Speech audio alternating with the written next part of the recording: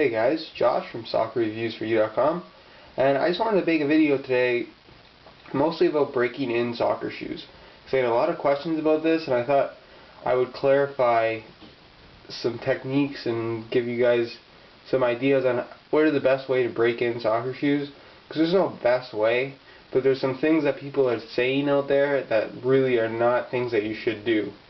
Of course, every shoe is different.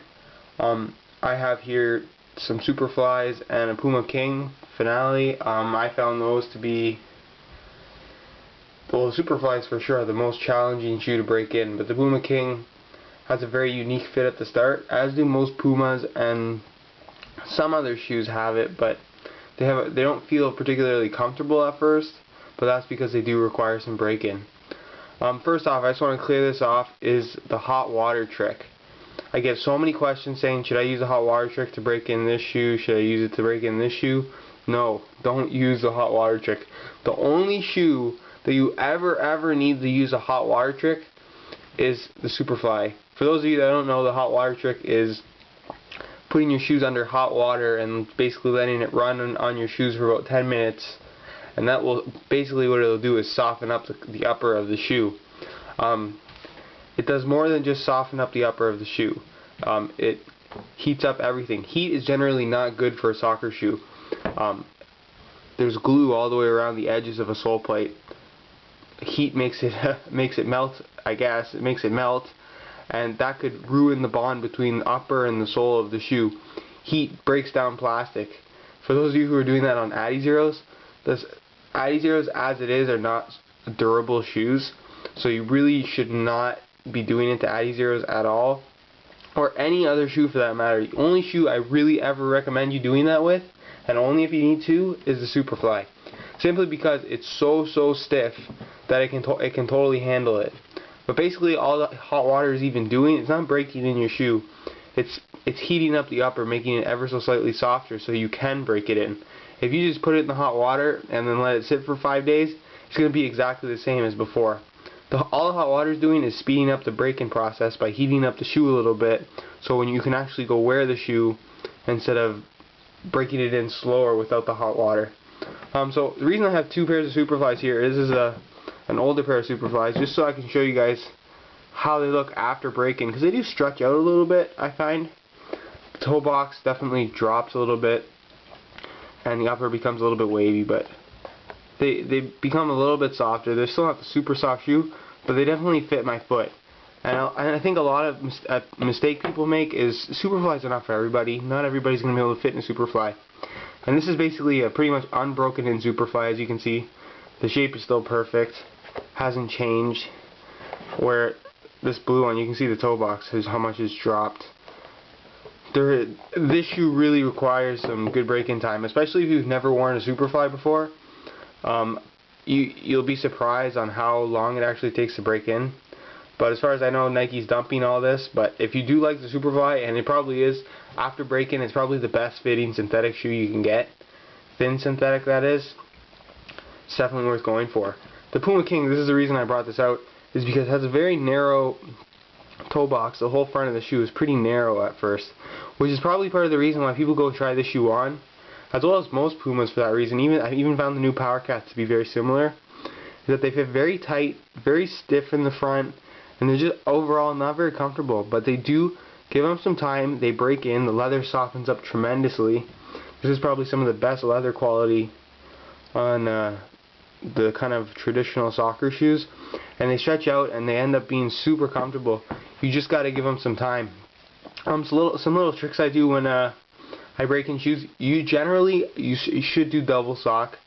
I usually do 2 very thin pairs of socks, just because sometimes I don't if I really feel confident in the shoe, but I usually do 2 pairs of double socks. Some shoes, if you put them on and you feel almost no discomfort, just go ahead and wear them right away. If you are feeling discomfort or want to test for any discomfort, bring them home, take off your socks, go barefoot, wear your shoes barefoot, and just wear them around the house for like 3 hours until you completely forgot that they're on your feet. And just let your feet sweat in the shoe. I know that sounds a little bit gross, but sweat, especially on the leather shoes, really softens up the leather. You'll be surprised on how much it softens up the leather. And again, same thing as a hot water trick. You're just, by not having shoes on, your feet are getting hotter, and you're letting the heat go through the material, and it really softens up the material. That's really what's breaking in your shoe. Another trick I do, if you're feeling really uncomfortable in these shoes, don't go wear, I know a lot of people say go wear the shoe for 20 minutes, and then as soon as you start feeling uncomfortable, switch to an older pair. What I tend to have been doing after I've kind of become pretty much a master of breaking in soccer shoes, is what I do is do the exact opposite. I go in wearing a pair of shoes that I feel really comfortable in for 15-20 minutes until my feet get used to wearing a tight soccer shoe, and then I put on the new pair, and you'd be shocked at how much different it feels. Like, I would go before the field and I'd be like, oh, I don't want to wear this shoe, I'm gonna get a blister, they really don't feel comfortable for me. But I went in, wore an older pair, got my feet ready, prepared for it, and then put my feet in the new pair, and it felt perfectly fine. I didn't have any issues with it. I broke it in, no problem. So just a little trick for you guys to try out. It may not work for everybody. It did work for me, so check that out if that's a problem.